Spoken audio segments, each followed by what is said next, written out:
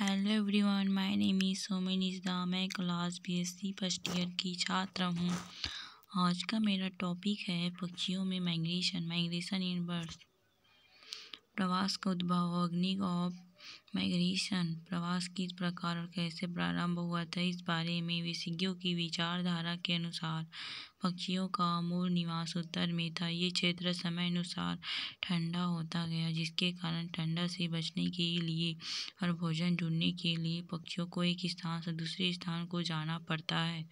गर्मी का मौसम आने पर ये पक्षी पुनः अपने वास्तविक आवास को वापस चले जाया करते थे। इन वैज्ञानिकों के अनुसार पक्षियों के इस प्रकार के आगमन को प्रवास कहते हैं। मौसम परिवर्तन और भोजन की आवश्यकता से प्रवास प्रारंभ हुआ। पक्षियों में माइग्रेशन अवधि, period of migration in birds.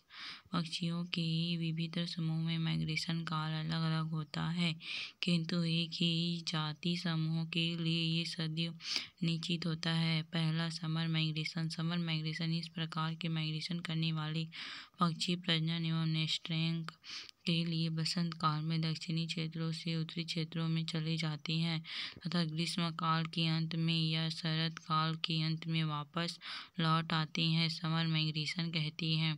दूसरा, विंटर माइग्रेशन। विंटर माइग्रेशन इस प्रकार के माइग्रेशन करने वाले पक्षी शीतकाल में उत्तरी क्षेत्रों से दक्षिणी तथा दक्षिण पश्चिम के गर्म प्रदेशों में चले जाते हैं तथा बसंत काल के लौटने पर पुनः अपने पूर्व स्थानों की ओर माइग्रेट करते हैं। इनके विंटर माइग्रेटर्स पक्षी कहते हैं। माइग्रेशन के कारण, कॉजेस ऑफ माइग्रेशन। माइग्रेशन के कारण को निम्नलिखित सिद्धांतों से समझाया जा सकता है। पहला, वातावरणीय और जीवनीय सिद्धांत के अनुसार भोजन के दिन का छोटा होना, धूप की गर्मी कम होना, ठंडा बढ़ना तथा अन्य प्रतिकूल वातावरणीय कारक पक्षियों को अनुकूल वातावरण वाले स्थानों की ओर माइग्रेशन करने के लिए प्रेरित करते हैं। दूसरा, मेटाबॉलिक क्रियाएं। इस सिद्धांत के अनुसार पक्षियों के शरीर में मेटाबॉलिक क्रियाएं के फलस्वरूप फैट का जमाव प्रारंभ हो जाता है, जो पक्षियों को माइग्रेशन के लिए प्रेरित करता है। माइग्रेशन का महत्व, सिग्निफिकेशन ऑफ माइग्रेशन। लाभ, मेरिट्स। पहला, उचित भोजन प्राप्त हो जाता है। प्रजनन के लिए उचित वातावरण व स्थान मिल जाता है। तीसरा, प्रतिकूल मौसम की मार से बच जाते हैं। चौथा, वंश बढ़ाने में सहायक होता है। हानि, डिमेरिट्स।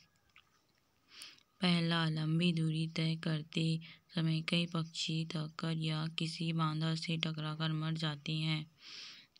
दूसरा, बिना रुके समुद्र पार न कर पाने के कारण डूबकर मर जाता है। तीसरा, कुछ पक्षियों को उनके शत्रुओं द्वारा मार दिया जाता है। चौथा, वातावरण में अचानक परिवर्तन भी हानि का कारण बनता है। धन्यवाद।